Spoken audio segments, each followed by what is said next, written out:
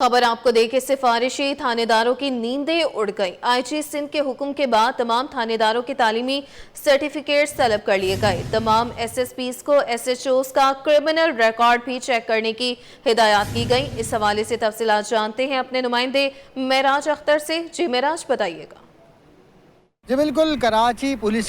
के थानेदारों की नींदें उड़ गई हैं और ये कहना बिल्कुल गलत नहीं होगा, क्योंकि आईजी सिंध गुलाम नबी मेमन ने कुछ रोज़ कबल अहकाम जारी किए थे सिंध हाई कोर्ट के अहकाम की तामील करते हुए कि कराची के जो 109 थाने में जो एसएचओज लगे हुए हैं, तो वो एसएचओज लगने चाहिए जो कम से कम ग्रेजुएट हों और अपर कोर्स क्वालिफाइड हों। तो उसके बाद जो मुबैना तौर पर सिफारशी एसएचओज थे, उनकी नींदें हराम हो गई, उनकी नींदें उड़ गई और उनको अपनी नौकरी ख़तरे में नज़र आने लगी। और उसके बाद अब मज़ीद ये हुआ है कि एक और लेटर जारी किया गया आईजी सिंध की जानिब से, जिसमें ख़ास तौर पर ये लिखा गया कि जी तमाम जो तालीमी सर्टिफिकेट्स हैं वो जमा किए जाएँ। उसके बाद जितने हमारे तीनों जोन्स के ईस्ट, साउथ और वेस्ट, तीनों जोन्स के जो डीआईजीज थे उन्होंने इस पर एक्शन लिया और फौरी तौर पर जितने भी एसएसपीज थे उनके अंडर में और उनके जोन्स में, उन सबको उन्होंने एक और लेटर लिखा है जिसमें उन्होंने कहा है कि अपने अपने जो डिस्ट्रिक्ट्स हैं उसमें जितने भी थाने हैं उनमें जो एसएचओज लगे हुए हैं उनके याद सबसे पहले जो है वो तालीमी सर्टिफिकेट्स जो हैं वो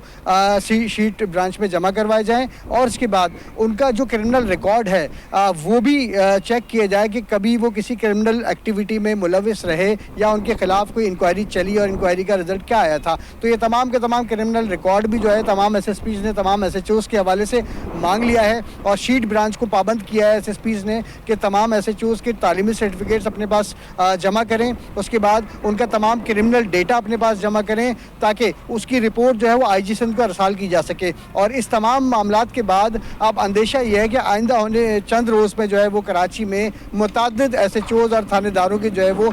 पोस्टिंग्स जो हैं और ट्रांसफ़र यानी कि उनके तकर्रुर तबादले जो है वो मुतवक्का हैं, क्योंकि इस वक्त जो कराची में थानेदार अपनी पोस्टिंग्स पर लगे हुए हैं उनमें से तकरीबन 60% ऐसे हैं कि जो कि ग्रेजुएट नहीं हैं और अपर कोर्स क्वालिफाइड नहीं हैं और मुबैना तौर पर सिफारिश की बुनियाद पर उनको लगाया गया था। बहरहाल अब देखना यह है कि आईजी सिंध के अहकाम पर कितना अमल दरामद होता है और ये जो सिफारशी थानेदार इस वक्त कराची में मुख्तलिफ